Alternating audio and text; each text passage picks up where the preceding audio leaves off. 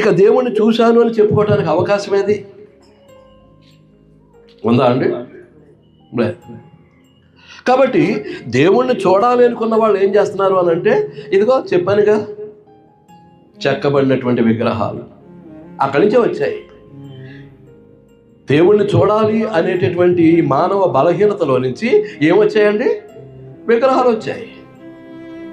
చెక్కుకొని, తను అనుకున్నటువంటి రూపంలో చెక్కుకొని, లేకపోతే గ్రంథాలు వివరించిన రూపంలో చెక్కి దాన్ని అక్కడ ప్రతిష్ఠించుకొని అదే దేవుడు అని కావలసినవి చేసుకోవటం మనం చూస్తూ ఉన్నాం. అవునా కదా అండి? వాటి మీద రకరకాల సంబరాలు, రకరకాల తీర్థాలు, రకరకాల ఉత్సవాలు ఎన్నెన్నో చేసుకుంటూ ఉంటారు.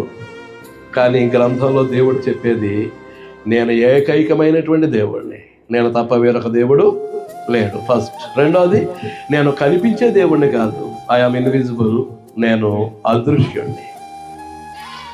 మీకు అర్థమవుతుందా అండి? కనుక ఈ విగ్రహ వ్యవస్థ అనేది ఎక్కడి నుంచి వచ్చిందంటే అక్కడి నుంచి.